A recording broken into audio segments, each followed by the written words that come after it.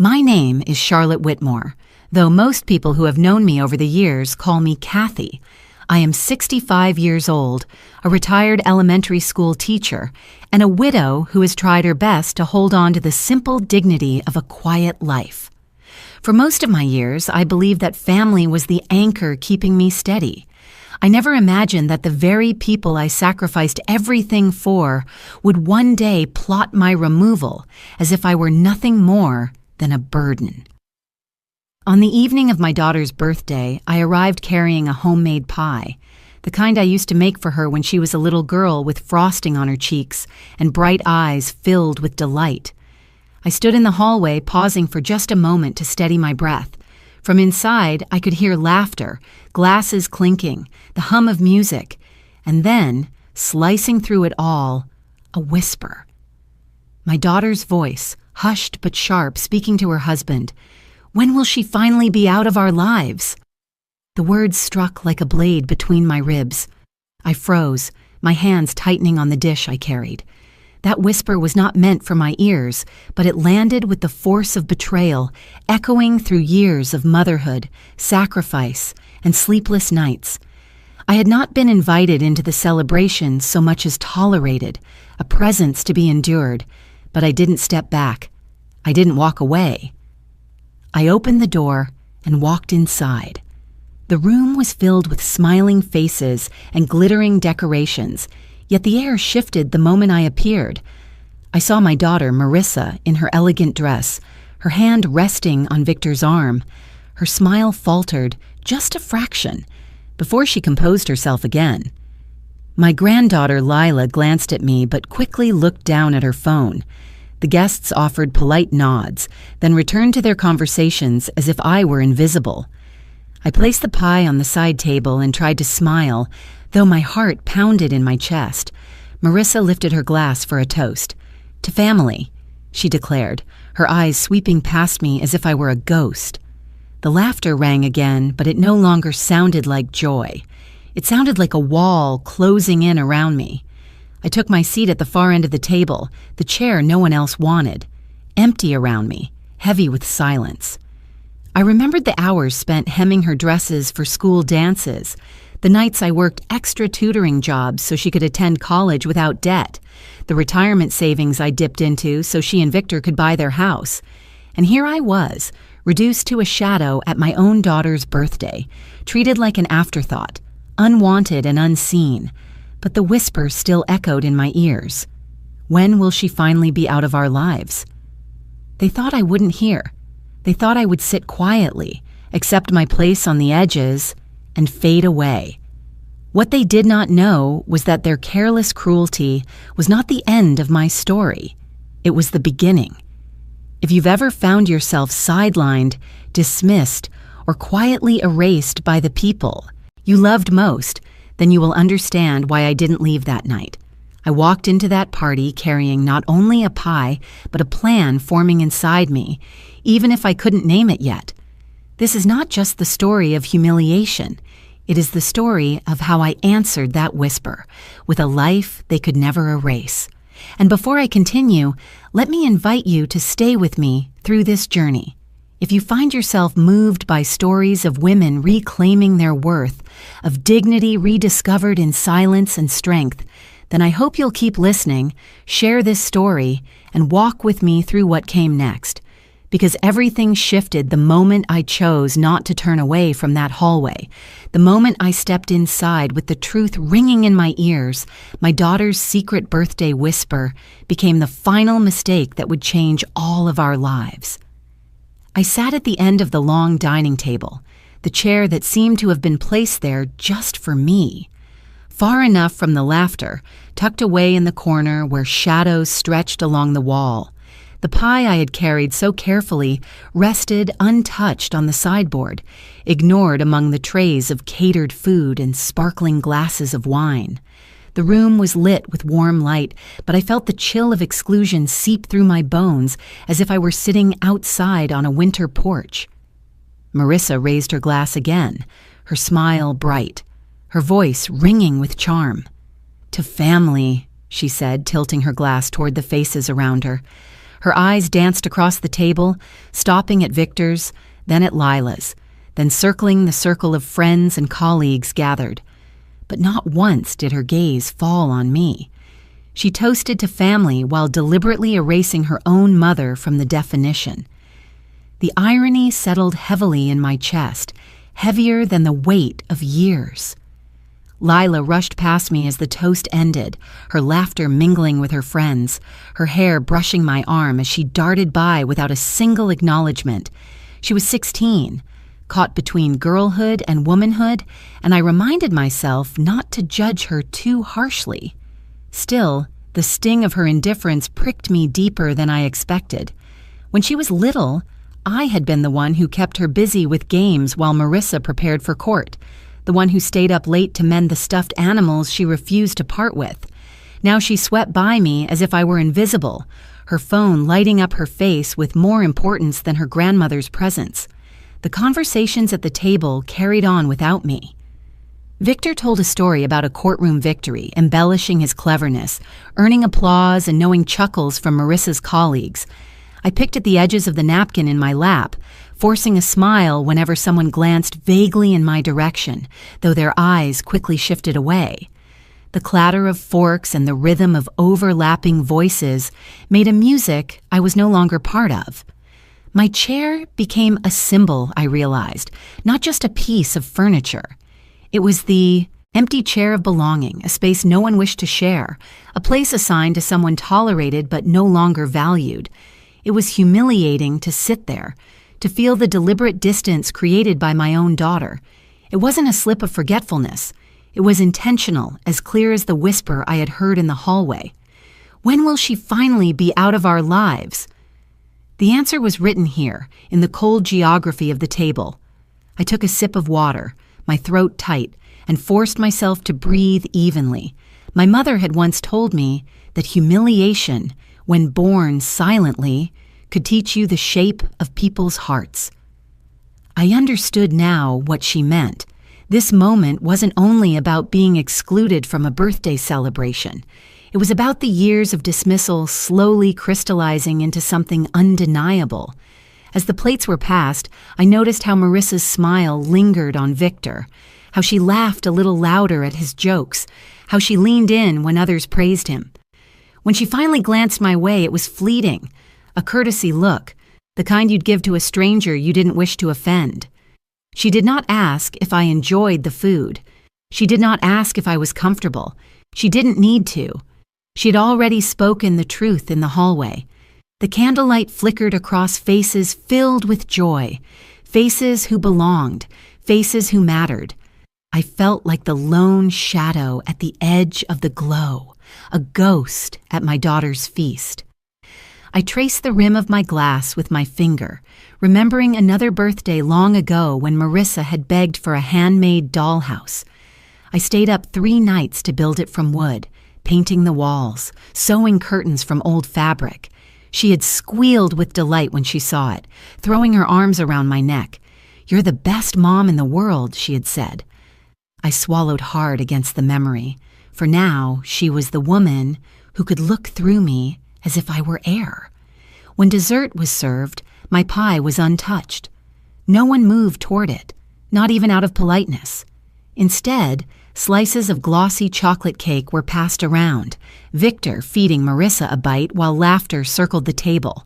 My pie, made with care, with the recipe her grandmother had handed down, sat abandoned. It was not just food ignored, it was history disregarded, tradition discarded. I shifted in my chair, the wood pressing uncomfortably against my back, the cushion thin, offering no support. My body mirrored my place in their lives, still present, still bearing weight, but no longer cared for, no longer softened by kindness. I realized that Marissa wanted me to feel this emptiness, to see myself excluded, to taste the bitterness of her rejection. Her toast to family had not overlooked me by accident. It was a statement, a declaration, a cruel performance played for the benefit of those who knew nothing of the years behind us. I looked down at my hands folded on the table, the lines of age, the small tremor in my fingers. These were the hands that had rocked her to sleep, that had signed permission slips, that had written checks from my retirement to secure her first home. And now, those same hands sat idle in a place no one wanted filled. The weight of silence pressed on me more heavily than the noise around me. And yet, even as I sat there, humiliated, something within me hardened, quietly, like steel cooling into shape. I would not allow their whisper to erase me. I would not allow an empty chair to define my worth. I smiled faintly to myself, though no one noticed. They had drawn their line.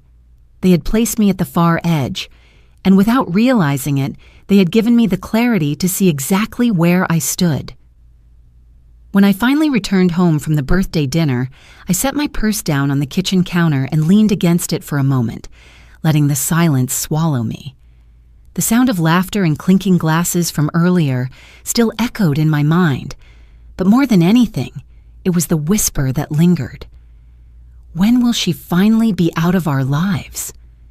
It seemed to follow me into every corner of the house, clinging to the walls like an unwelcome ghost. I walked through the dimly lit rooms, each step a reminder of the years I had poured into making this house a home, not just for myself, but for Marissa, too. This place had been the safe harbor after my husband passed, the space where I nursed my grief quietly while still showing strength for my daughter. I had believed that the sacrifices made within these walls were invisible threads tying us together, but tonight, those threads felt frayed and nearly broken. In the stillness, I remembered the day I withdrew $60,000 from my retirement savings to help Marissa and Victor purchase their house. It was almost 15 years ago. The memory came back with sharp clarity. The smell of the bank's polished floors, the way my hands trembled as I signed the papers, the pride I felt in helping her secure what I thought would be her foundation for a stable future. I had told myself it didn't matter if I went without, because she and her family would have a place to flourish. I found myself moving toward the old oak desk in the corner of my study. It had been my husband's once, but after he passed, it became the keeper of all my records. Birth certificates, tax returns, letters I couldn't throw away. I pulled open the bottom drawer, the one that always stuck a little, and shuffled through the folders until my fingers brushed the envelope I was searching for. My heart tightened as I lifted it out and placed it on the desk. Inside were copies of the documents I had signed back then. There was the withdrawal slip from my retirement account, the cashier's check, and tucked among them a handwritten note I had scrawled in my eagerness to assure Marissa she wouldn't need to worry. "This money is my gift to you. No need to repay me." At the time, I had believed it was an act of unconditional love. Now, reading those words, I realized I had bound myself with my own generosity. I had signed away any claim not just to the money, but to the respect that should have come with it. Beneath the note were the deeds and titles. My eyes scanned the lines, each detail etching itself into my mind. The house was in both Marissa and Victor's names. My name was nowhere. All the money I had given had bought me nothing. Not a stake, not a safeguard, not even acknowledgement.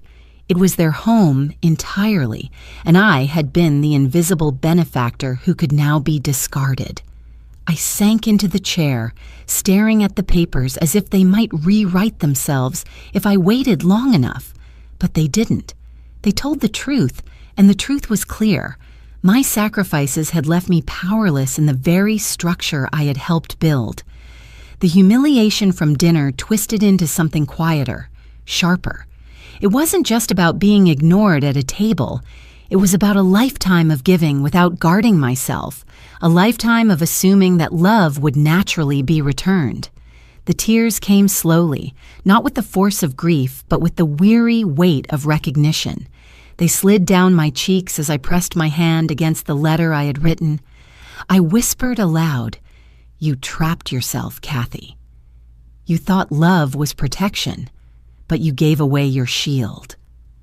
The house creaked around me as if agreeing. Still, even in that moment, a sliver of resolve stirred. Proof could wound, but it could also clarify. I now had in my hands the evidence of choices made, both theirs and mine. Evidence that explained how I ended up at the far end of the birthday table, seated in humiliation. Evidence that revealed why Marissa felt she could erase me. They owned the house outright, and I had no paper trail to contest it. But these documents also reminded me of something else. I was still alive. I still had choices left to make, even if I had failed to protect myself in the past. I slid the papers back into the envelope and closed the drawer slowly. The wood thudded shut with a finality that echoed through the quiet room. My hand lingered on the handle, the metal cool under my palm. For years, I had carried the belief that my sacrifices secured my place in my daughter's heart. Tonight, I understood differently. They had secured her independence. Yes, but at the cost of my voice. I stood, wiping the traces of tears from my face. The humiliation had not broken me completely. It had opened my eyes. And though I felt the ache of betrayal pressing heavy, there was a steadiness growing beneath it. I had proof now, not the kind that would take me back into ownership, but the kind that would prevent me from living in illusions any longer. I turned off the light in the study and stood in the hallway, the envelope clutched in my hand. The air was still, the night pressing close outside the windows. I carried the proof with me, not as a weapon yet, but as a reminder. My next steps would not be taken in blindness. Morning after the birthday dinner, I stood at my kitchen sink staring out the window, my hands resting on the cool porcelain. The pie plate from the night before sat untouched on the counter, the crust beginning to harden, a reminder of the humiliation I had carried home with me. The papers from the drawer lay neatly stacked on my desk in the study, waiting for me to decide what they meant for my future. My chest felt heavy, not from the silence of the house, but from the realization that silence within myself was no longer enough. I heard a soft knock at the back door, and when I opened it, I found Helen Ortiz standing there, holding a thermos of coffee and wearing her usual bright smile. Helen lived 3 houses down and worked at the fire station. She was the kind of neighbor who always had an eye out, someone who never let you slip too far into your own loneliness. "You were quiet last night," she said gently as I let her in. "I saw you leave early. Do you want to talk about it?" We sat at the kitchen table, steam rising from our cups. I told her everything. The whisper in the hallway, the empty chair, the toast to family that had erased me. My voice trembled, but I didn't cry. The tears had already come in the study when I looked down at the proof of what I had lost. Now I felt more hollow than raw, as if the grief had carved out a space waiting to be filled by something else. Helen listened without interrupting, her brow furrowed, her hands folded around her cup. When I finished, she leaned back in her chair, exhaling slowly. "Kathy, I hate to say this, but I'm not surprised," she said.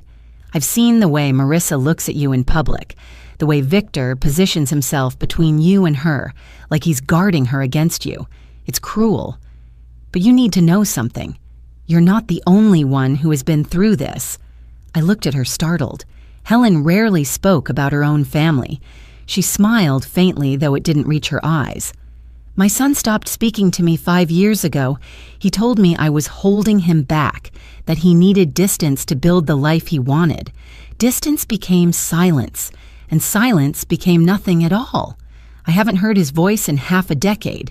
People like us, Kathy, we give and give because that's what mothers do. But sometimes that giving becomes a rope they use to pull themselves away." Her words sank into me with the weight of recognition. I reached across the table, placing my hand over hers. "I'm so sorry, Helen." She nodded. "It still hurts, but I learned something. You can't change the choices they make. What you can do is protect yourself. Don't let their rejection strip you of everything. Don't let it take your roof, your security, your sense of self. That's why you need help, Kathy. Not the kind of help that comes from neighbors bringing casseroles. I mean legal help. You need to talk to someone who knows how to shield what's yours." The thought of bringing lawyers into my private heartbreak felt strange, even harsh. I had lived my life believing that family mattered more than contracts, that love was stronger than paperwork. But as I thought of the envelope in my study, of the letter where I had written, "No need to repay me," I knew Helen was right. Love alone hadn't been enough to protect me. "Do you know someone?" I asked quietly. Helen's eyes softened. "I do. Mr. Dunbar. He's older now, retired technically, but he still helps people like us when it matters. He's not just sharp, he's fair. He won't tell you what you want to hear, but he'll tell you what you need to know. And Kathy, you need to know where you stand before Marissa and Victor decide for you." I stared into my cup, the coffee cooling in my hands. The thought of sitting across from a lawyer, admitting that my own daughter and her husband had maneuvered me into this corner, was humiliating. But I also felt the faintest flicker of relief. If someone could put boundaries where my love had failed, maybe I could breathe again. Helen reached into her bag and pulled out a small notepad. She scribbled a number and slid it across the table. "Call him. Don't wait. Every day you wait gives them more room to act like you don't matter. And Kathy, you do matter. You're one of the strongest women I know, even if you don't feel that way right now." Her words brought an unexpected warmth to my chest. For the first time since the whisper in the hallway, I felt seen, not erased. I closed my hand around the note, as if it were a lifeline. "Thank you, Helen." "Really," she smiled. "Neighbors look out for each other. That's how we survive the fires of life." Her voice softened again. "And Kathy, don't ever believe you're alone. You have people, even if they're not the ones you raised." After she left, I stood in the quiet kitchen holding the note with Mr. Dunbar's number. The morning light spilled across the counter, catching the glint of the pie tin, still untouched. I picked it up, carried it to the sink, and washed it clean. As the warm water ran over my hands, I realized that what I had given Marissa all these years had been love without protection. Helen had shown me that love, to survive, sometimes needed walls, doors, and locks. I dried the plate, set it in the cupboard, and walked toward the study where the envelope of proof waited. I felt a steadiness in my step that hadn't been there the night before. If Marissa and Victor had chosen to treat me as disposable, then it was time I chose to treat myself as worth defending. I dialed the number Helen had given me the very next morning. My hand shook slightly as I held the phone, though my voice remained steady when a receptionist answered and connected me to Mr. Dunbar. His tone was warm, tinged with the gravel of age, but firm in a way that made me think of my father's generation, men who carried the weight of words. Carefully? He agreed to meet me that afternoon in his office downtown. Walking into his office was like stepping into another time. The wooden shelves sagged with decades of law books, their spines cracked and faded. The desk bore scratches from years of use, and a brass lamp cast a soft yellow light over a stack of papers. Mr. Dunbar himself rose slowly from his chair to greet me, a tall man with a slight stoop, his eyes sharp behind rimmed glasses. "Kathy Whitmore," he said, grasping my hand firmly. "It's been too long."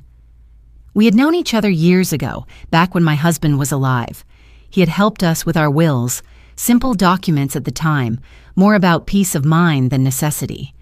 Seeing him again made something inside me ache with both comfort and sorrow. He gestured to the leather chair across from him, and I sat down, smoothing the hem of my skirt with nervous fingers. I laid the envelope on the table between us. "I need to know where I stand," I said softly, "and where I don't." He nodded, slipping the documents from the envelope and reading each page with careful attention. His silence was heavy, punctuated only by the occasional clearing of his throat or the scratch of his pen as he underlined something. I waited, my heart sinking further with every minute. When he finally looked up, his expression was steady but serious. "You gave them this money outright," he said. "Your own letter here makes it clear. A gift, not a loan, and you sign nothing to protect your interest in the house, that property belongs to Marissa and Victor. Legally, you can't take it back. The words fell like stones into the pit of my stomach. I nodded slowly, though my fingers gripped the arms of the chair tightly. So there's nothing I can do? He leaned back, folding his hands together. Not to reclaim the house, no. That part is gone. But don't mistake that for powerlessness. Kathy, you still have assets. You still have control over what remains yours, your savings, your accounts, your future estate. If you want to ensure they can't strip more from you, that's where we focus. His calm voice steadied me. How? I asked. He pulled a yellow pad closer and began jotting notes. You establish a trust. You dictate exactly where your assets go and under what conditions. You can decide what Marissa inherits, or whether she inherits at all. You can protect everything from being touched without your consent. It won't change the past, but it can change the future. I studied his handwriting as he spoke, the way his pen pressed firmly into the paper. A trust. It was a concept I'd heard in passing, something wealthy families used in novels or movies. It never occurred to me that a retired teacher like myself could wield such a tool. Wouldn't that seem harsh? I murmured. Mr. Dunbar met my eyes with quiet intensity. What's harsh, Kathy, is letting them decide your worth. You've given. Enough. Now you decide what happens with what you have left. Think of it not as punishment, but as preservation. You're not shutting doors, you're locking the right ones. The phrase struck me, echoing Sister Evelyn's words from years past, locking the right doors. I felt a ripple of resolve move through me, small but insistent. What about the accounts? I asked. He nodded. We'll remove Victor's name if it appears anywhere, ensure Marissa has no access, and appoint someone you trust to oversee matters if you become unable. Do you have someone? I thought for a moment. My circle was small, but Clara at the bank had always been kind, meticulous, discreet. Yes, I said finally. I believe I do. Good, he said, his voice approving. You'll need to act swiftly. They may already be making plans under the assumption that your resources are theirs. We'll make sure that assumption dies here. For the first time in days, I felt something stir that was not humiliation or grief. It was small, like the first crack of light slipping through blinds in the morning, but it was enough to breathe differently. I sat taller in my chair, feeling the strength of the leather beneath me. Thank you, I said, my voice firmer than before. I didn't know where else to turn. He smiled faintly. That's why I'm still here. People forget that law isn't just about fighting in court. It's about giving people choices when they think they have none. You have choices, Kathy. Don't let anyone convince you otherwise. When I left his office, the late afternoon sun bathed the street in golden light. The traffic hummed.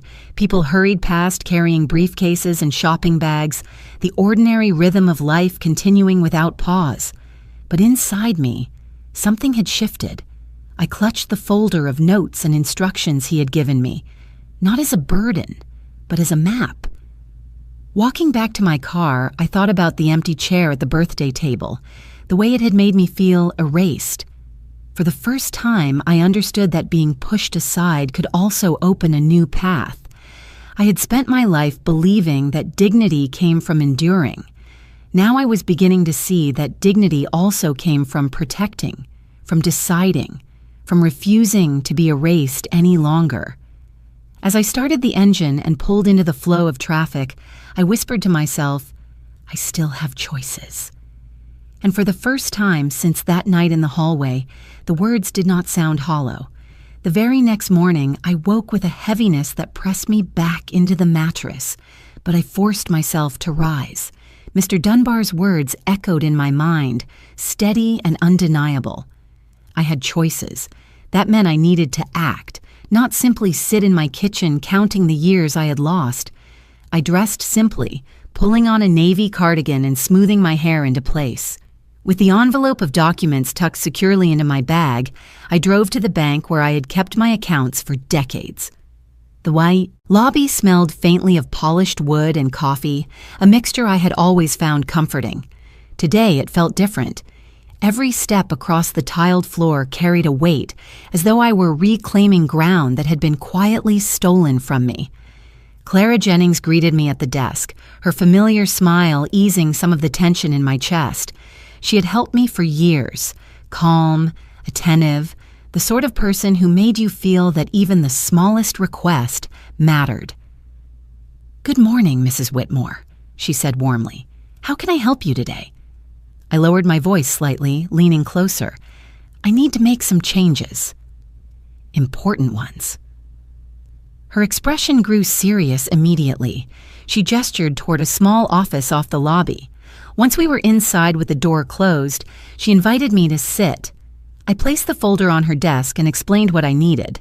Victor's name removed from every place it appeared, my accounts secured solely under my control, and the first steps taken toward establishing the trust Mr. Dunbar had outlined.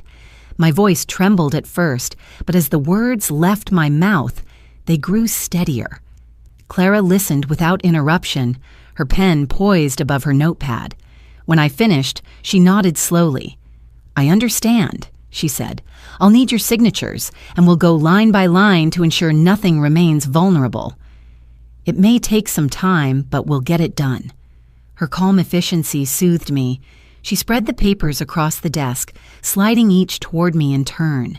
With every signature, I felt something loosen inside me, a knot untangling, a rope fraying where it had bound me. Removing Victor's access was more than a financial act. It was a declaration. I was no longer his liability, no longer a passive figure waiting to be erased. As I signed, Clara glanced at me. "You know, not everyone would take this step. Many people hesitate, worried about how their families will react, but protecting yourself isn't selfish, Mrs. Whitmore. It's wise." Her words steadied my hand as I scrawled my name across another line. "I've lived too long believing that love was enough," I said quietly. "It isn't. Not when love is used as leverage." Clara paused, her eyes softening.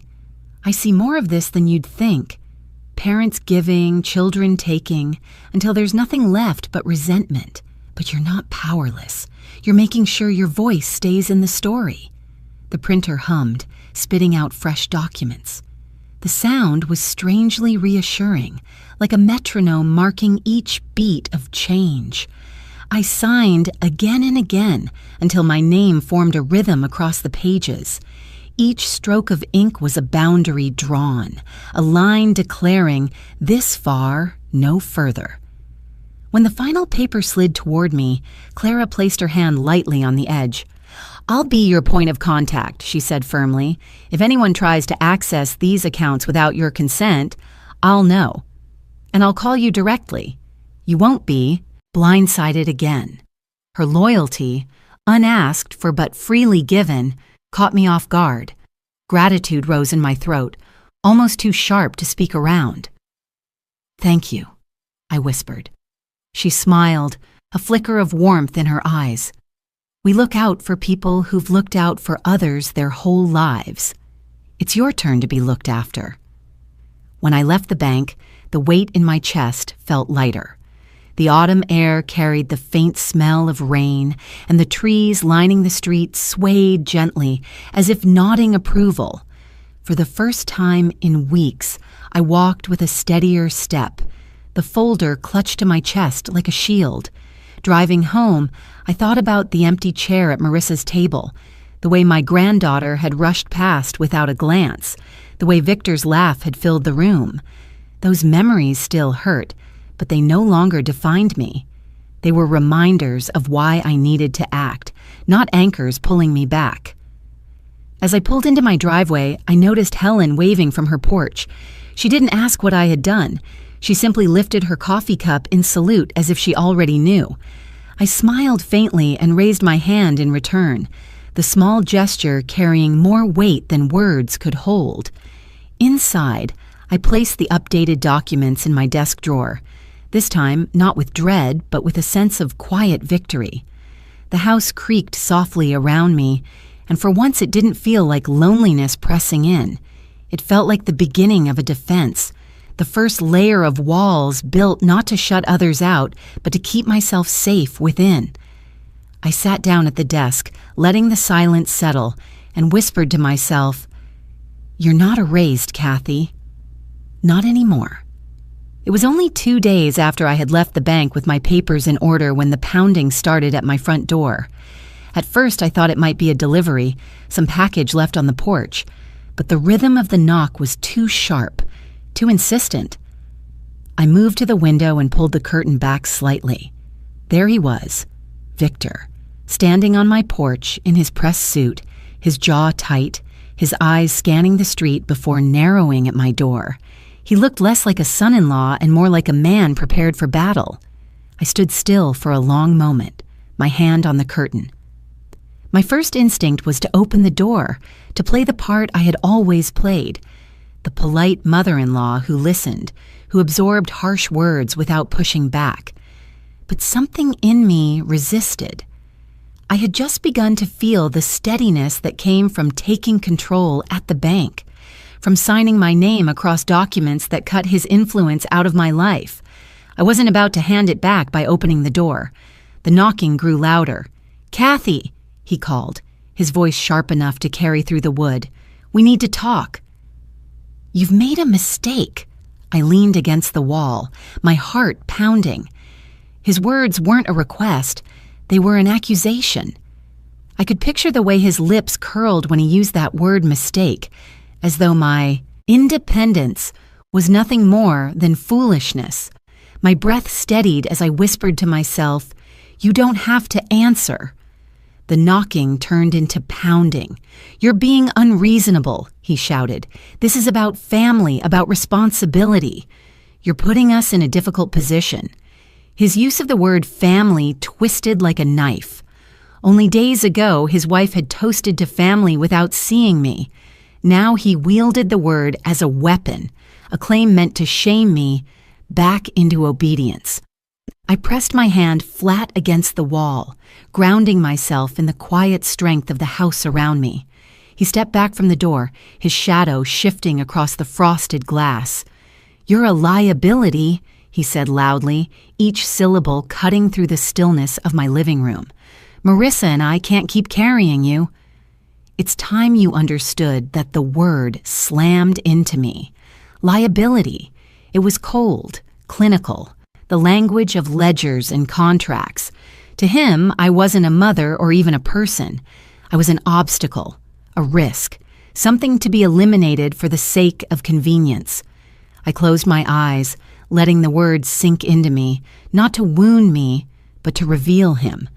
Finally, his mask had slipped. I stayed silent, unmoving. After a few moments, his tone shifted, lower, almost coaxing. "Look, Kathy, I know you've been upset. I know you think we don't appreciate you, but you've gone too far. Taking my name off the accounts? Do you have any idea what kind of message that sends? People will think you don't trust your own family." I nearly laughed, though no sound left my lips. He was worried about appearances, about control, about what others might think. My trust had never mattered to him. Only my obedience had. When I didn't respond, he sighed heavily and rattled the doorknob. My heart raced, but the lock held. "Fine," he muttered. "If this is how you want to play it, don't expect us to be there when you need us." "You're cutting yourself off, not us." His footsteps thudded against the porch as he turned and strode down the steps. I waited until the sound of his car pulling away faded into the distance before I let my body relax.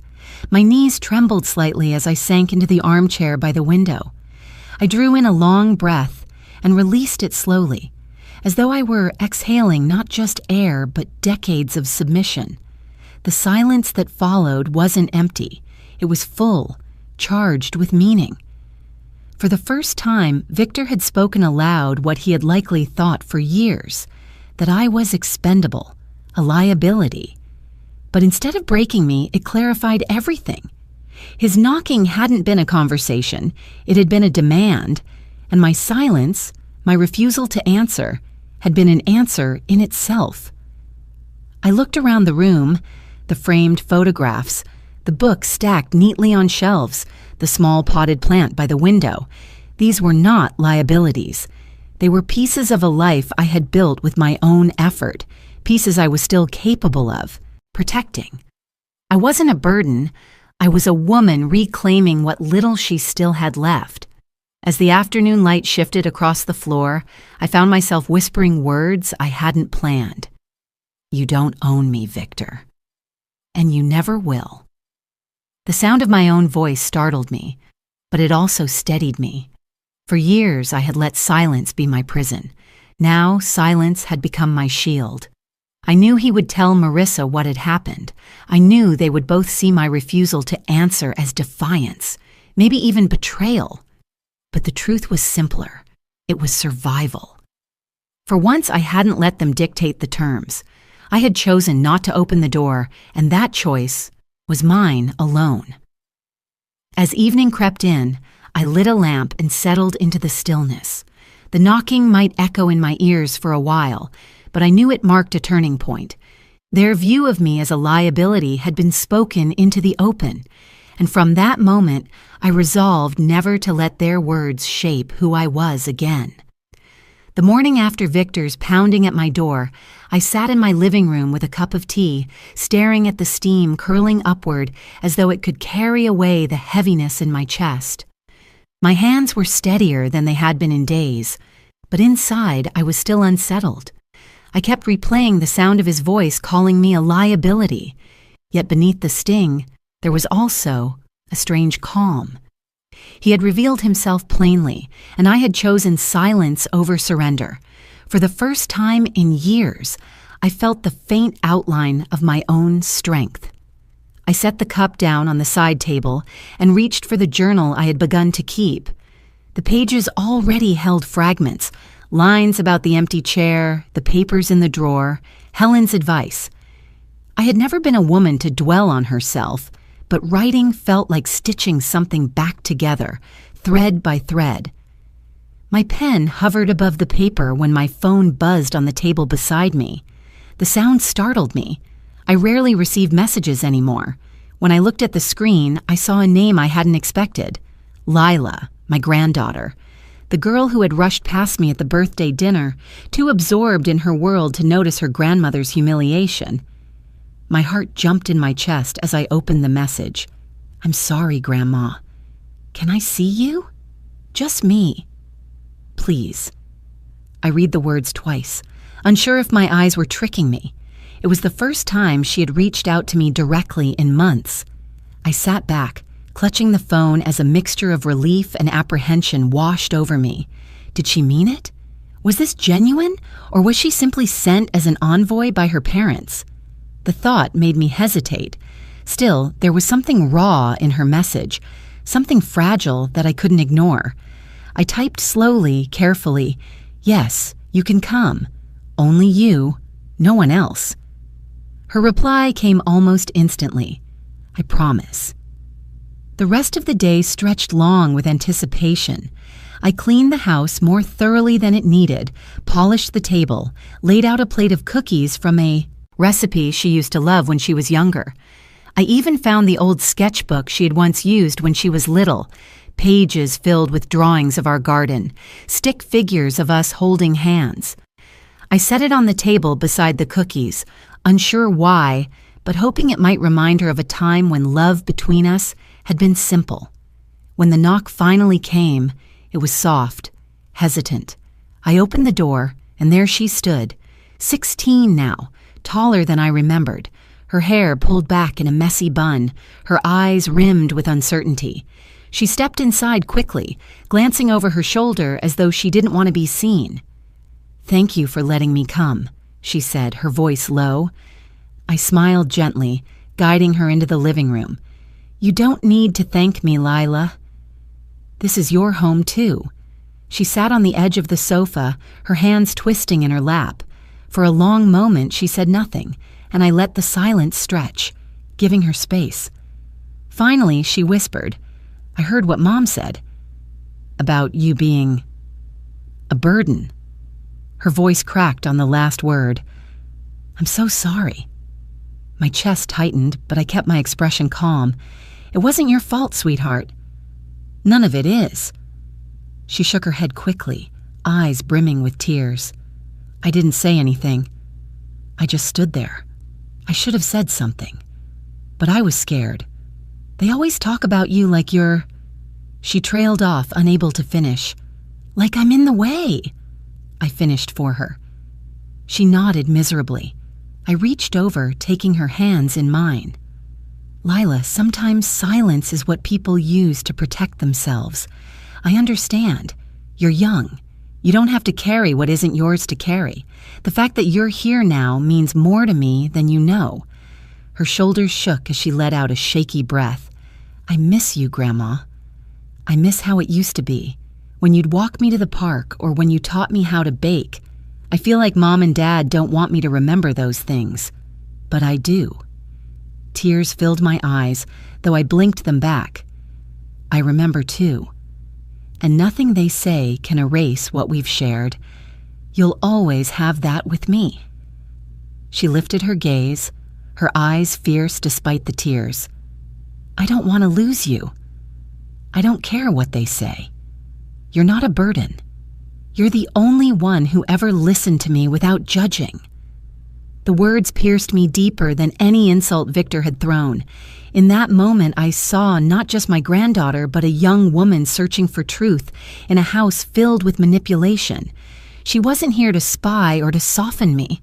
She was here because her heart ached, just as mine did.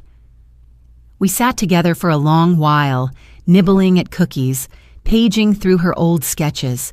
She laughed softly when she saw the crooked flowers she had drawn at 7 years old, and I laughed with her, the sound of our voices mingling like music that had been missing too long.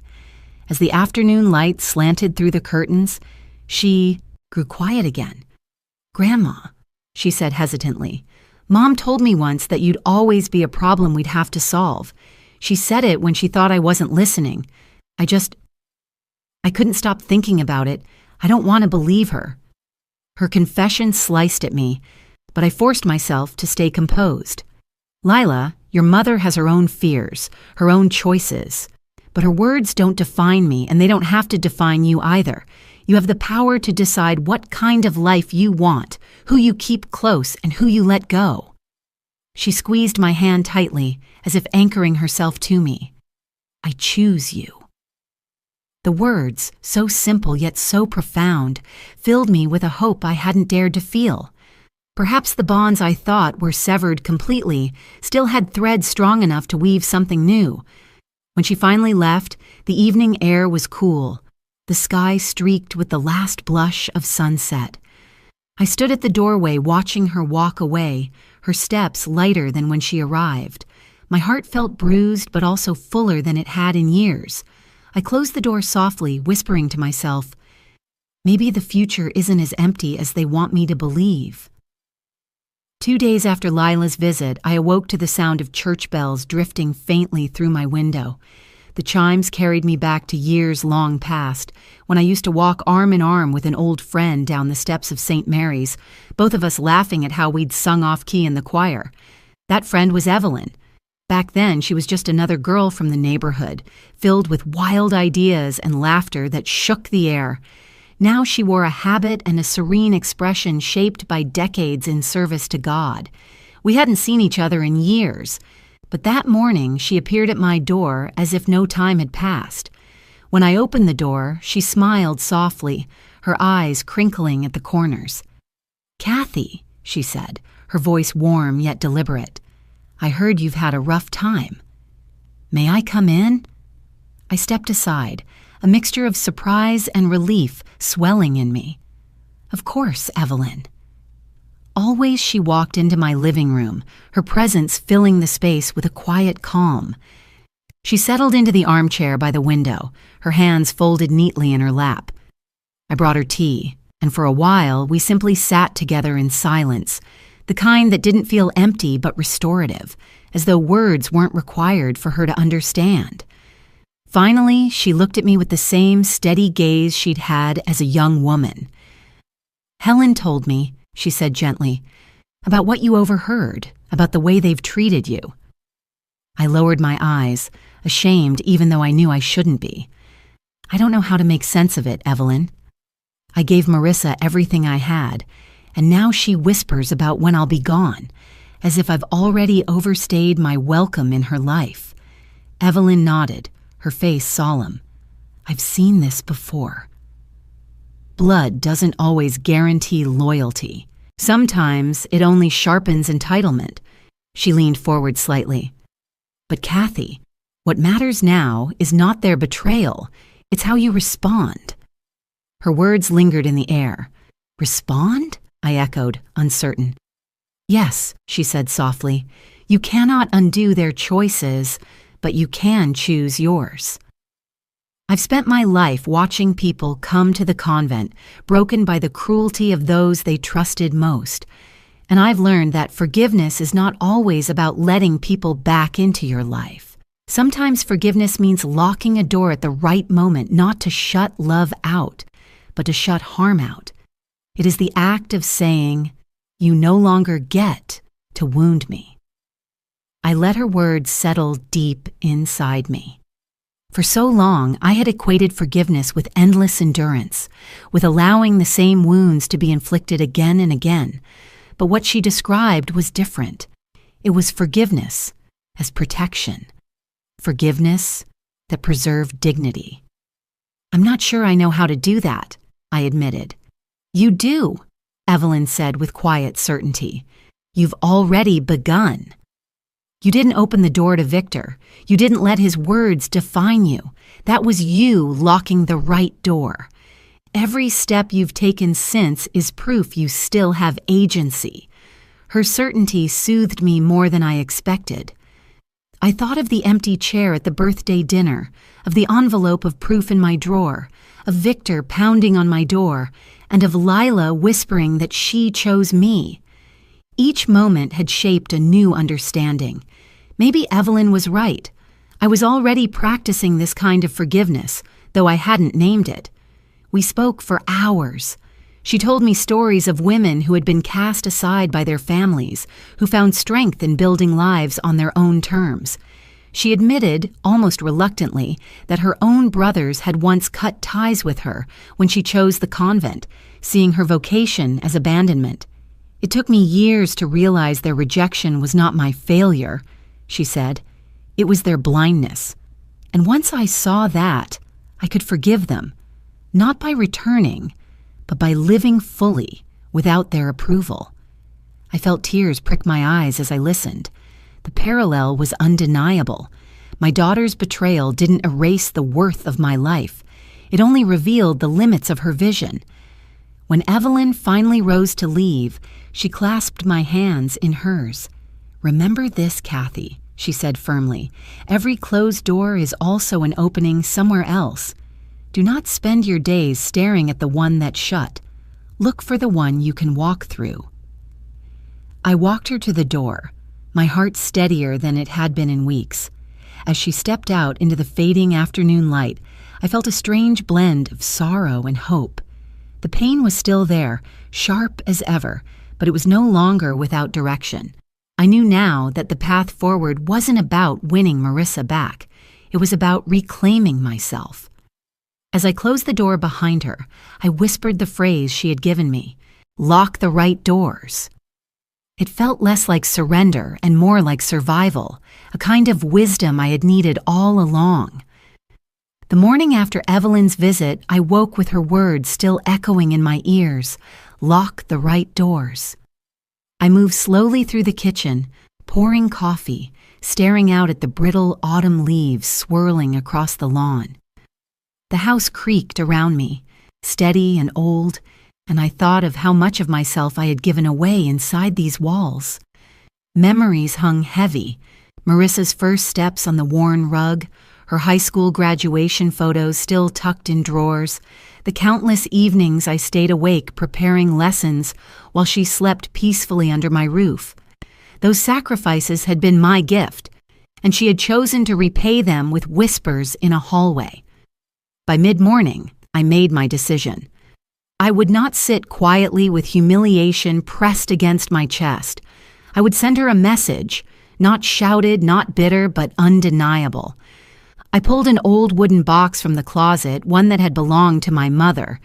Inside were scraps of fabric, faded ribbons, and unused cards saved over decades. I chose a small box, lined it carefully, and placed inside nothing but a folded note written in my own hand. On the outside of the envelope, I wrote simply, "This is all I have left for you." I packed the box gently, smoothing the paper as if it were something delicate. Then I sealed it shut with brown twine, the kind I once used to wrap Marissa's birthday presents when she was a little girl, and I could not afford shiny bows. Back then, she had squealed with delight no matter how plain the package looked. Now, I suspected her reaction would be very different. At the post office, I slid the box across the counter, my fingers lingering for a brief second before I let go. The clerk weighed it, stamped it, and placed it in the outgoing bin without a second thought. For him, it was just another parcel among hundreds. For me, it was the sharpest line I had ever drawn. A gift returned, an inheritance revoked in symbolism before it would be revoked in law. The rest of the day passed quietly. I folded laundry, watered my plants, read a book without absorbing the words. My mind stayed with that box, traveling in spirit as it moved from counter to truck to mailbox. By evening, I knew she would have it in her hands. I pictured her opening it, expecting something precious, perhaps money, perhaps jewelry, perhaps one more sacrifice to prove my loyalty. Instead, she would find emptiness, save for the note that told the truth. There was nothing left for her to take. That night, as I prepared for bed, my phone buzzed on the nightstand. I hesitated before reaching for it, already sensing the storm waiting inside. Sure enough, the screen lit up with Marissa's name. Her message was long, broken into jagged sentences. "How dare you? After everything we've done for you, you humiliate me like this. You made me look like a fool in front of Victor. Do you know what? People would think if they saw that you're bitter, ungrateful, selfish. No wonder no one wants you around." I sat on the edge of the bed, reading her words again and again. They burned, yes, but they also confirmed what I already knew. To her, love had always been measured in usefulness, in what I could provide. The moment I stopped giving, I became her enemy. The empty box had struck its mark more deeply than any speech ever could. I typed no reply. I didn't need to defend myself against her rage. The silence would be my response, heavier than any argument. I turned off the phone and set it face down on the table. Lying in bed, I stared at the ceiling, remembering the years when I believed our bond was unbreakable. I remembered holding her small hand as we crossed busy streets, staying up all night to make her costumes for school plays, saving every cent I could so she would never go without. Those memories remained mine, even if she now scorned them. But I also understood something new. Those years were gone, and the woman she had become no longer carried gratitude for what had built her life. She carried contempt. The symbolic act of sending her that box had not just cut a thread between us, it had shifted something inside me. I felt the faint beginning of release. For so long, I had allowed her to define my worth by what I gave. Now, I was showing her the truth. I had already given enough. There would be no more sacrifices demanded, no more silent erasures accepted. I drifted to sleep with that thought steady in my mind. For the first time since the whisper in the hallway, I no longer felt like a ghost haunting the edges of her life. I felt like a woman reclaiming her own. It was late afternoon when the knock came again, but this time it wasn't the angry pounding from before. It was measured, deliberate. 3 sharp raps that carried an air of control. I looked through the curtain and saw Victor standing there, his suit crisp, his tie perfectly knotted, his stance rigid. His expression was calm, but I could see the tension in his jaw, the way his hand gripped the folder tucked under his arm. I considered ignoring him as I had before, but something in me shifted. I had locked my doors, both literal and figurative, but now I felt strong enough to open this one. Not to submit, but to stand. I turned the knob and pulled it open. "Kathy," he said smoothly, as if we were discussing nothing more serious than the weather, "we need to talk." I stepped back just enough to let him enter. He walked into the living room as though he owned it, his eyes sweeping across the furniture, the bookshelves, the photographs of Marissa as a child. He placed the folder neatly on the coffee table, then sat in the armchair opposite mine. "You've been making changes," he began. His tone was polite, but the edge beneath it was unmistakable. "Removing my name from accounts. Establishing boundaries where there were none before. Sending my wife. Insulting packages. Do you realize the damage you're causing?" I folded my hands in my lap, keeping my voice steady. "I've realized the damage already done to me. I'm simply protecting what remains mine." His lips curved in something that wasn't quite a smile. Protection is one thing. Open hostility is another. Marissa is hurt. She feels betrayed. The irony nearly made me laugh, though I held it inside. "She felt no hesitation betraying me with her words at that birthday dinner," I said quietly. "Perhaps now she knows how it feels." Victor leaned forward, his elbows on his knees. "Let me be very clear, Kathy.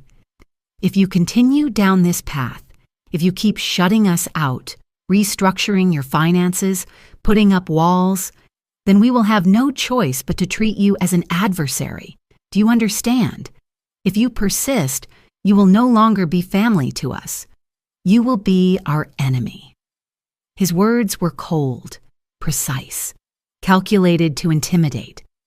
But instead of trembling, I felt a strange calm rise in me, like the steady ground beneath my feet had finally returned. I looked directly into his eyes, refusing to flinch. "Then you'll finally see me," I said softly. The silence that followed was thick. His eyes narrowed, as though he hadn't expected me to meet him with anything but fear. He leaned back, exhaling sharply through his nose. "You're making a grave mistake," he said at last. "Marissa has built her life on the foundation you provided. Do you really want to jeopardize her future? Do you want your granddaughter to suffer because of your stubbornness?" The mention of Lila struck me, but I held my ground. Lila has already suffered, listening to her parents speak of me as if I were disposable. She deserves better than to learn that cruelty is normal. And if that means she must see me stand against her parents, then perhaps that will teach her something far more valuable than inheritance ever could. Victor's jaw tightened, his fingers tapping once against the arm of the chair.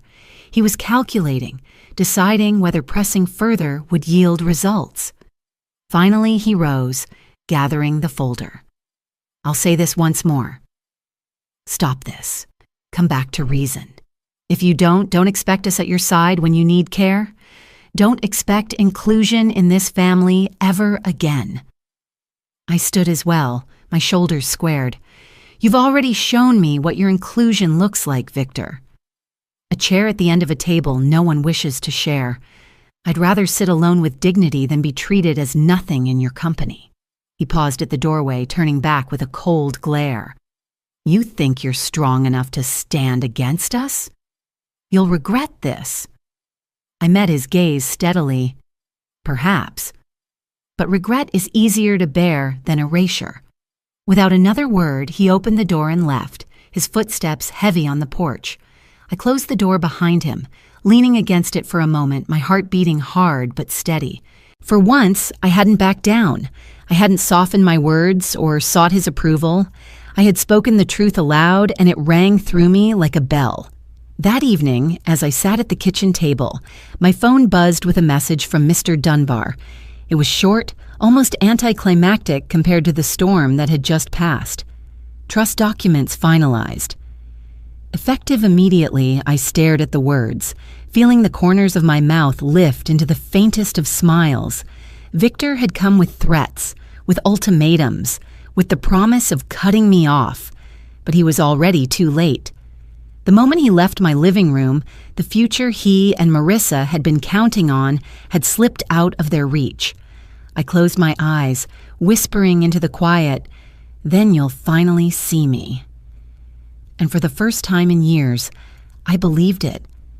The morning sun slanted through my kitchen blinds, casting thin stripes of light across the table where I sat with a cup of coffee. My mind replayed Victor's ultimatum, his voice dripping with threats, but Mr. Dunbar's message echoed even louder. The trust was finalized. Their grasp had already slipped. Still, I knew there was one more step I needed to take, something concrete that would sever the last tie binding me to their control. The house. It had been my shelter, my memory keeper, but also my prison. Every corner reminded me of sacrifices made, of love given freely only to be dismissed. Holding on to it now felt like clinging to a chain. It was time to let it go. I called Paul Hargrove, the realtor Helen had recommended, and he agreed to meet me that afternoon. His office was small but orderly, framed photographs of houses he had sold hanging neatly on the walls. When he extended his hand, there was a steadiness in his grip, a quiet understanding in his eyes. He had the air of a man who had seen his share of heartbreak in transactions like mine. We sat across from each other at a wide oak desk. "So, Mrs. Whitmore," he began gently, "you're ready to sell?" "Yes," I answered, my voice firmer than I expected. "I've thought about it for weeks, and I know it's the right choice."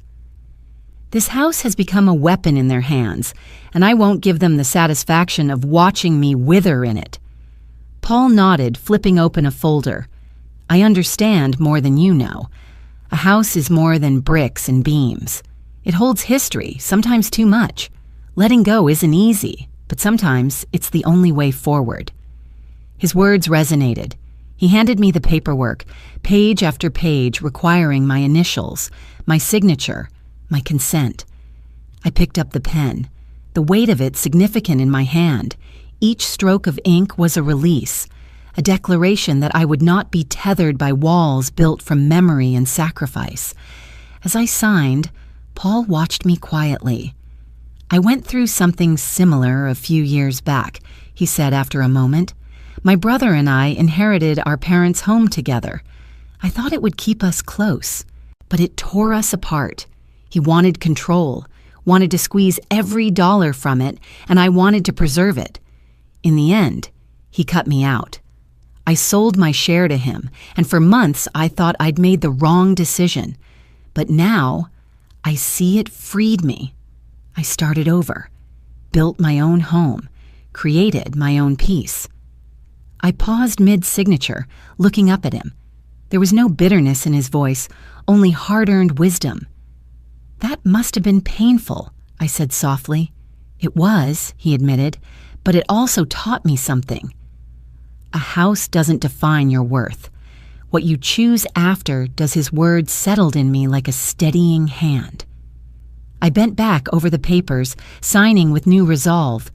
The sound of the pen scratching across the page was rhythmic, almost soothing. When I reached the final line, I pressed the pen firmly, sealing my decision with the weight of my name. Paul gathered the documents carefully, placing them into a neat stack. "It's done," he said. "We'll list it, we'll market it, and soon it will be someone else's to fill with their stories. For you, this is a clean slate," I exhaled, a breath I hadn't realized I'd been holding. It felt as though a boulder had shifted off my shoulders. "Thank you," I murmured. He smiled. "Don't thank me. Thank yourself for being brave enough to let go. Most people cling to walls long after the walls have stopped protecting them." We shook hands again, and I left his office with the faintest sense of lightness. The late afternoon sun touched my face as I stepped outside, and I tilted my head toward it, letting the warmth sink into my skin. For so long, I had lived beneath the shadow of my daughter's judgment, Victor's demands, and my own regrets. Now, with the stroke of a pen, I had carved out a new space for myself, a future unchained from their disdain. Driving home, I passed familiar streets, the school where I had taught for decades, the park where I had once pushed Marissa on the swings. Memories surfaced, but instead of binding me, they floated past like scenery. They were part of me, but they no longer dictated my steps. When I pulled into the driveway, I sat for a moment in the car, looking at the house. The windows reflected the fading light, and the porch creaked as a gust of wind passed. I thought of the nights I had stayed awake in that house, worrying over bills, the mornings I had watched Marissa walk to school with her backpack swinging. I thought of the evenings after my husband died, when the silence felt unbearable, but the house held me upright. Now it would hold someone else, and that was all right. I walked inside, set my bag down, and poured a glass of water. As I sipped, I realized I felt no grief, only release. The paperwork had not just ended in ownership, it had closed a chapter. The walls no longer had power over me. That night, as I prepared for bed, I placed Paul's business card on the nightstand. His story of betrayal and resilience echoed. In my mind, a reminder that healing didn't come from clinging, but from letting go. I whispered into the quiet, "You are more than this house, Kathy. You are more than what they tried to take." And for the first time, I believed it. The envelope arrived on a gray morning, slipped through the mail slot with the soft thud of finality. I knew immediately it was from Marissa. Her handwriting was sharp, impatient, as if each letter had been carved rather than written. I carried it to the kitchen table and sat staring at it, the edges digging into my fingers. For years, I had longed for notes from her, even brief ones, holiday cards, thank you letters, little scraps of affection. Now, after everything, I held a letter that felt less like a gift and more like a weapon. I tore it open and unfolded the paper. Her words were scrawled fast, jagged. She accused me of betrayal, of embarrassing her in front of Victor, of destroying the family by pulling away. She painted herself as the victim, claiming she had only ever done what was best. Line after line, she blamed me for choices she and her husband had made, as though my refusal to remain silent had cracked her world apart. Not once did she acknowledge the whisper I had overheard, the cruel toast, the empty chair. She never mentioned the years I had supported her or the sacrifices I had made. The letter was not reconciliation, it was a condemnation. I read it twice, my eyes skimming faster the second time, until the words blurred together. By the end, my hands shook, not from hurt, but from clarity. There was nothing more she could say to me that I hadn't already heard in silence at that table. Her voice on paper only confirmed what I already knew. The daughter I had raised was gone, replaced by someone who could not see me as anything but an obstacle. I folded the letter once, set it on the counter, then struck a match. The flame caught quickly, curling the edges black, sending smoke into the air. I held it carefully over the sink until it was nothing but ash. Watching it crumble felt like laying something to rest, like closing a door that had already slammed in my face. The phone rang just as I rinsed the ashes down the drain. My first instinct was to let it go, but when I saw Lila's name on the screen, I answered immediately. Her voice trembled on the other end. "Grandma? Can I come over? Please, I don't know what to do." My heart clenched. "Of course, sweetheart. Are you all right?" She sniffled. "I had another fight with Mom and Dad.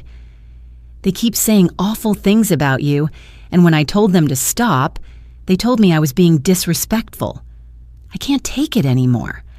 I want to leave her words cracked something deep inside me. She was only 16, yet she was already carrying the weight of choosing sides, of trying to untangle love from manipulation. "Where are you?" I asked. "In my room," she whispered, "but I can't stay here." I don't feel like I belong. Not with them. I closed my eyes, breathing deeply. Listen to me, Lila. You always belong with me. My door is open, always. But I need you to be careful. Don't rush. Wait until you feel safe to come. There was silence for a moment, then a soft sob. I just want to be somewhere I'm not scared of saying what I feel. Tears stung my eyes, but I forced my voice to stay calm. You will have that, sweetheart. You don't need to live in fear of love. You deserve better.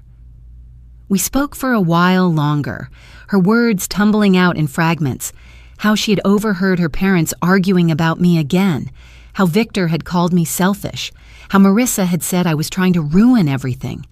Each word was another weight pressing down on her, yet in her voice I heard the faint echo of courage. She had chosen to call me. She had chosen to seek me out. That choice mattered more than all of their accusations combined. After we hung up, I sat in the quiet kitchen, the faint smell of smoke from the burned letter lingering in the air. I thought of the contrast, Marissa's words, venomous and final, reduced to ash, and Lila's voice raw with fear but filled with truth. One daughter had closed the door, but a granddaughter was knocking on another. The difference was profound, and it filled me with both grief and hope.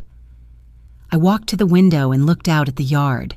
The trees swayed gently, their branches almost bare, leaves scattering across the grass like remnants of a season that had ended. Yet beneath the starkness, I knew new buds would come in spring. Life had a way of beginning again, even when it seemed barren. That evening, I sat with my journal, writing down everything. The words in Marissa's letter, the ashes in the sink, the sound of Lila's trembling voice. I wrote not to dwell, but to mark the moment. Some things needed to be remembered not for pain, but for clarity. This was the moment I knew I could no longer look backward. The letter was the past, burned. Lila's call was the future, uncertain, but alive. I closed the journal and placed it on the table beside me. My heart ached, but it also beat with a steadier rhythm than it had in months. Forgiveness no longer meant excusing what had been done. It meant releasing myself from the chains of their words so I could reach toward the voice that still sought me. Before bed, I whispered into the quiet, "You may have lost your daughter, Kathy, but you are not lost. You are still here, and someone still needs you." The morning was quiet when I walked into Mr. Dunbar's office, the autumn light filtering softly through the blinds. The air smelled faintly of leather and old books, and the low hum of the heater filled the silence. I carried with me a folder of documents, though my heart carried something heavier, a mixture of weariness and resolve. After burning Marissa's letter, after hearing Lila's trembling voice asking for a way out, I knew this step wasn't only for me. It was for every woman who had ever been told her worth expired when she stopped giving. Mr. Dunbar rose as I entered, his glasses slipping slightly down his nose. "Kathy," he said warmly, gesturing toward the chair across from his desk, "I have everything prepared. Are you ready?" I nodded, setting my purse down. "I've been ready longer than I realized," I said. He spread the documents before me, each one neatly tabbed, each line deliberate. "This trust will secure your estate. It will dictate exactly where your assets go, how they are managed, and who has access. No one, not Marissa, not Victor, can override what you sign here today. This is your safeguard. Your voice on paper." I listened as he explained the clauses, the language precise and measured. The trust named Lila as a beneficiary under specific conditions, but not Marissa or Victor. Another portion designated funds for a local women's shelter, a place I had once donated to quietly but never imagined including in something so permanent. As he spoke, I felt the strange sensation of doors closing behind me and new ones opening ahead. When he slid the first page toward me, I picked up the pen. My hand trembled slightly, not from fear, but from the weight of what this meant. I pressed the tip firmly to the paper, signing my name with deliberate strokes. One page after another, my name unfurled across the lines. With every signature, I felt the past loosen its grip. The empty chair, the whisper in the hallway, the letters of accusation. They still existed, but they no longer held me hostage. Halfway through, I paused and looked at Mr. Dunbar. "Do you think this is selfish?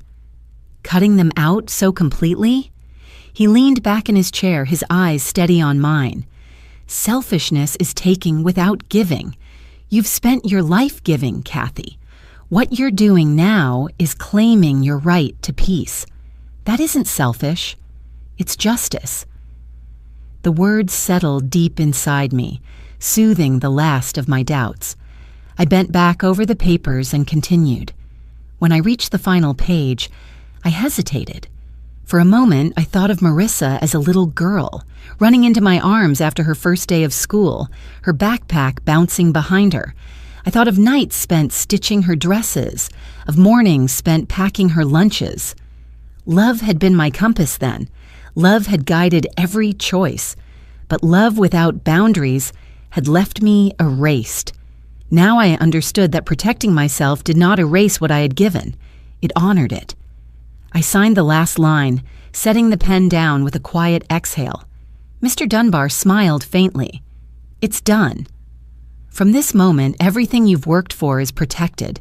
They cannot touch it." Relief washed over me, quiet but powerful. I sat back, folding my hands in my lap.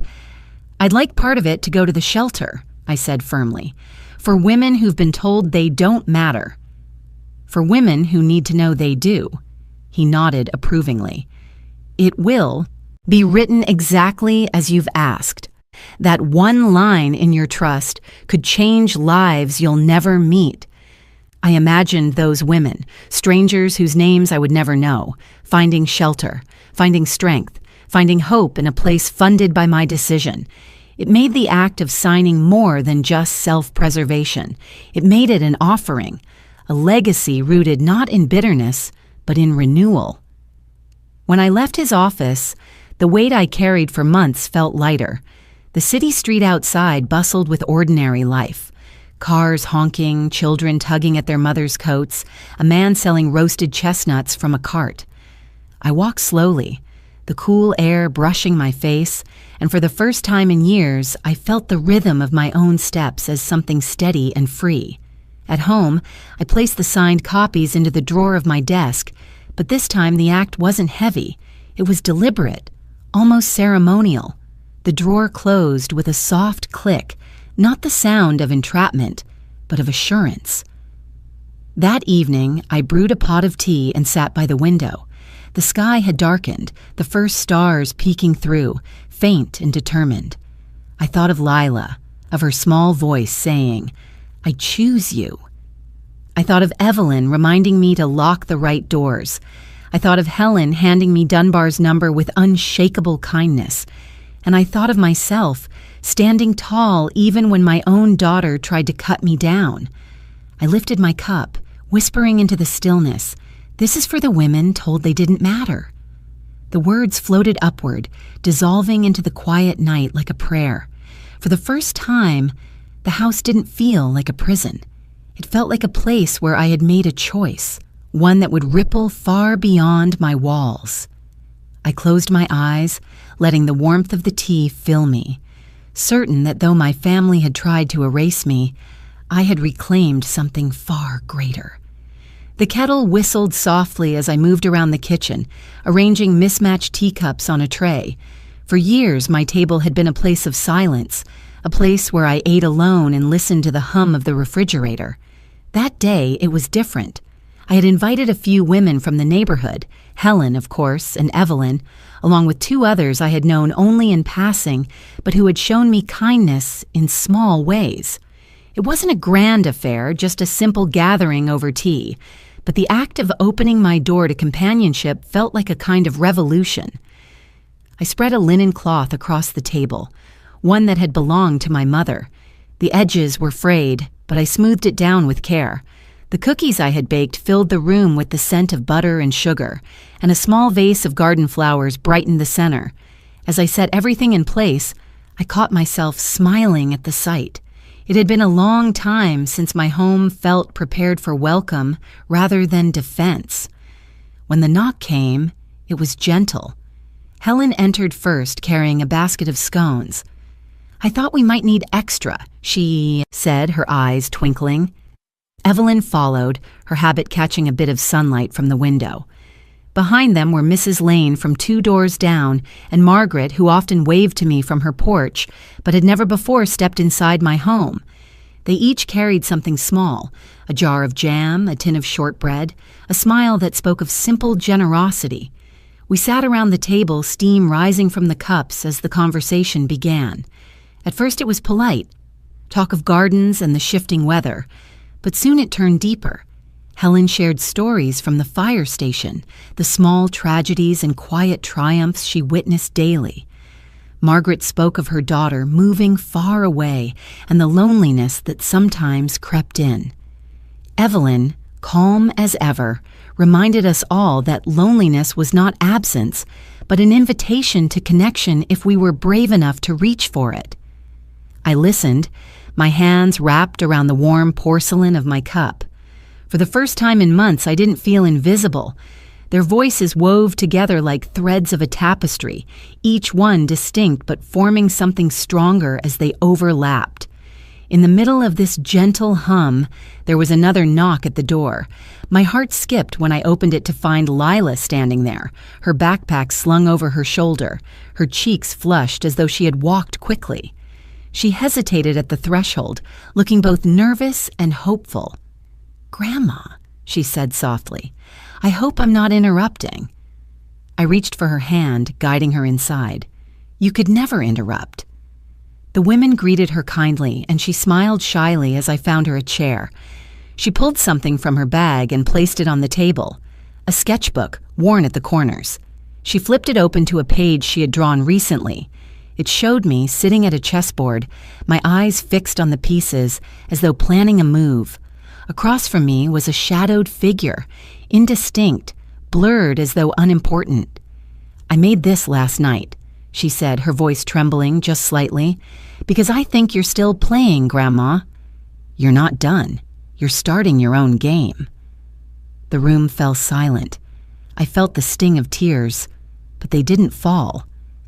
I traced the lines of her drawing with my eyes, the sharp angles of the board, the careful detail she had given to my face. It wasn't a portrait of defeat. It was a portrait of endurance, of strategy, of beginning again.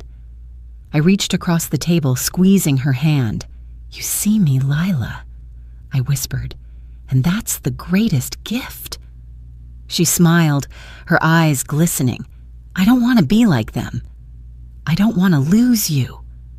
The women around the table watched quietly, their presence like a soft circle of support around us. Helen broke the silence first, her voice warm.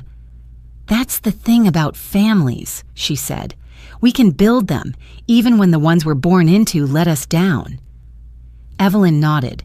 "Blood may fail us, but love never does, if we're willing to recognize it where it appears." We shared tea and stories late into the afternoon, the light fading gently outside the windows. Lila laughed at Helen's firehouse tales, listened intently to Evelyn's wisdom, and shyly offered her own opinions about school, about art, about dreams she hadn't dared to voice at home. She was no longer just my granddaughter. She was becoming her own person, brave enough to choose honesty over silence. When the gathering ended and the women drifted out into the evening, Lila lingered. She hugged me tightly, her voice muffled against my shoulder. "I'll come back soon, Grandma." "I promise."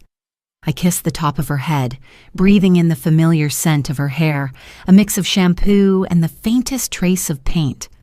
"I'll be here," I told her. After she left, I sat alone at the table, the empty cup still warm, the chessboard sketch lying in front of me. I studied it once more, my fingers brushing over the penciled lines. She was right. I wasn't finished. I was starting a new match, one played on my terms, with rules I chose for myself. I leaned back, closing my eyes, letting the peace of the day settle into my bones. For the first time in a long time, I felt not just defended but surrounded by a community, by love freely given. And most of all, I felt the flicker of a future that belonged to me. The day Marissa came to my door was colder than the others, the kind of chill that settled into the bones and made the air itself sharp. I had just finished clearing the teacups from the gathering when I heard the pounding. It wasn't Victor's controlled rhythm this time. It was frantic, hurried, filled with the rawness of desperation. I opened the door, and there she was, Marissa, her hair disheveled, her eyes wild with fury. She didn't wait to be invited. She pushed past me, storming into the living room like a storm cloud, her heels clattering against the floor. "How could you?" she shouted, her voice shaking with anger. "How could you humiliate me like this? Do you have any idea what you've done?" I closed the door quietly, leaning against it for a moment before turning to face her. She stood in the center of the room, her hands clenched at her sides. For a fleeting moment, I saw the little girl she once was, the one who had begged me to braid her hair before school, who had pressed drawings into my hand with the words, "For you, Mommy." But that image dissolved as quickly as it surfaced, replaced by the hardened woman in front of me. "What I've done," I said evenly, "is protect what is mine." Her laugh was bitter, harsh. "Protect? You've destroyed everything. Victor found out this morning that you finalized the trust. Do you realize what that means for us? For me?" "Yes," I replied softly. "It means you and Victor no longer have the power you thought you did. It means my life, my work, my savings, my home. It will not pass through your hands to be squandered or used against me. It means you can no longer treat me as an afterthought while waiting for me to disappear." She took a step closer, her eyes blazing. "You don't get to cut me out. I'm your daughter. Everything you have should come to me. That's how it works. Parents provide, children inherit. That's the order of things." I walked to the desk, opened the drawer, and pulled out a single folder. Inside was the copy of the finalized trust. I laid it gently on the table between us, sliding it toward her. She snatched it up, flipping through the pages with trembling fingers. Her face changed as her eyes scanned the lines. Shock first, then disbelief, then fury so sharp it seemed to burn in her cheeks. "You left me nothing," she whispered, her voice hoarse. I met her gaze, steady and unflinching. "That was your final mistake, Marissa. You believed my love was endless and unconditional, even when you turned it into scorn. You thought you could erase me from your life and still collect the pieces of mine. But love is not a contract.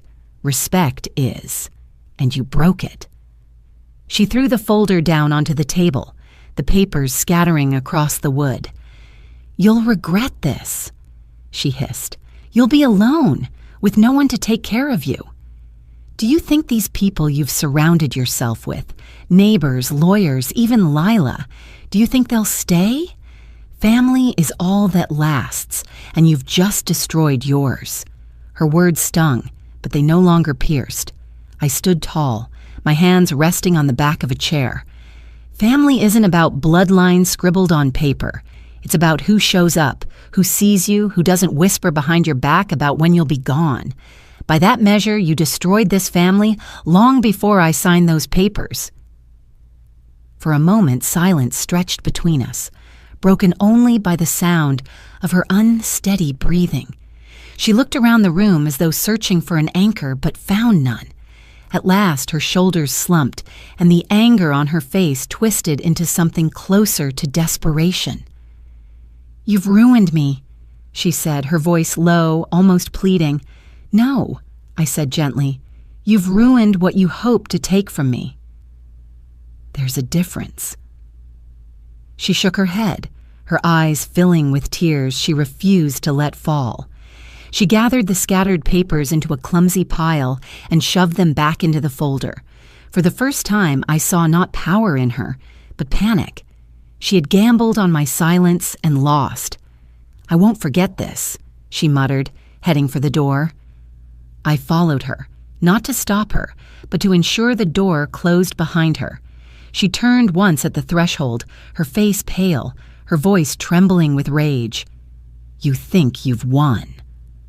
But you'll see. You'll regret pushing me away." I opened the door wide. The cold wind rushed in, rattling the curtains. "I already regret many things, Marissa," I said quietly, "but not this." She stepped out, the sound of her heels fading down the walkway. I stood in the doorway until she disappeared from view, the trust folder still clutched in her hands. When I finally closed the door, the house felt different. Emptier, perhaps, but also freer. I leaned against the door, my heart heavy, yet strangely calm. The confrontation had been inevitable, and now it was over. For the first time, I no longer feared what she or Victor might do. The trust was sealed, my voice protected. Their whispers, their ultimatums, their rage. It no longer held power over me. I walked back to the table, gathering the stray papers she had left behind. As I stacked them neatly, I thought of Lila's sketch of the chessboard. Yes, the game was still being played, and for the first time I held the advantage, not because I sought to win at her expense, but because I had chosen a life not ruled by her scorn. The room was quiet, the only sound the faint ticking of the clock on the wall. I closed my eyes, whispering to myself, "That was your final mistake." The day after Marissa stormed out of my house, the silence felt heavier than usual. It wasn't the silence of peace or even the silence of solitude. It was the silence of finality, the kind that lingers after a door has been slammed. I went about my morning chores slowly, dusting shelves, folding linens, watering plants, all while the echoes of her voice replayed in my mind. The accusations, the fury, the disbelief, every word clung to me, but none of it carried the power it once had. Her anger no longer defined me. It only revealed her desperation. By late afternoon, I had settled into my armchair with a book when the knock came again. This time it was softer, uneven. I knew before I rose who it was. My feet carried me to the door with a steadiness I hadn't felt in years. When I opened it, Marissa stood there again, her face pale, her eyes ringed with exhaustion. She looked smaller somehow, though I knew it was the weight of pride crumbling at the edges.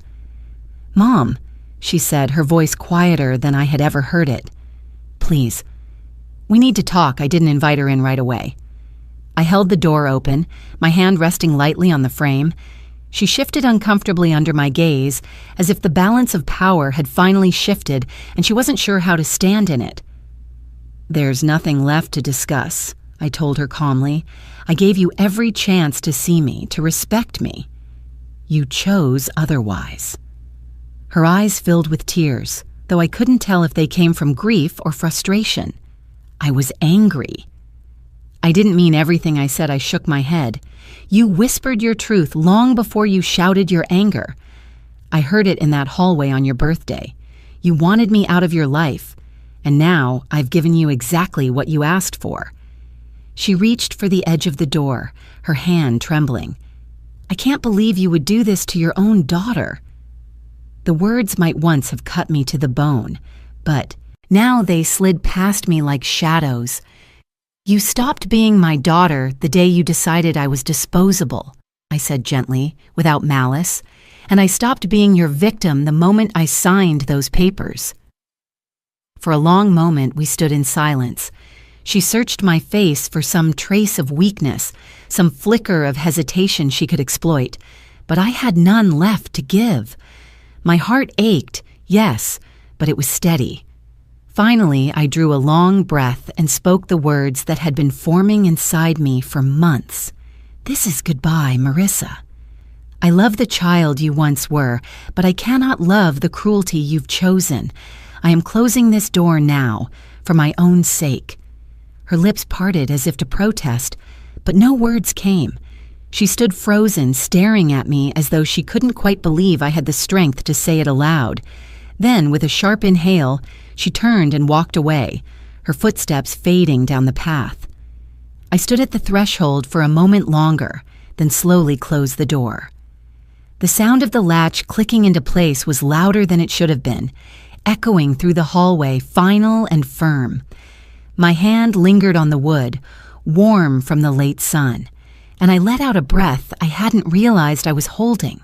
The door was closed, not just to Marissa, but to years of humiliation, of erasure, of waiting for her love to return. The house felt lighter instantly. I walked back into the living room, the quiet no longer suffocating but cleansing. The space belonged to me again. My steps echoed differently on the floor, not weighed down by dread but lifted by release. As twilight deepened outside, my phone buzzed on the table. It was a message from Lila. Just 5 words, simple and bright. "I'll be there Thursday with cookies." I smiled, tears rising to my eyes. In those few words, she had offered me something her mother never could: recognition, affection, choice.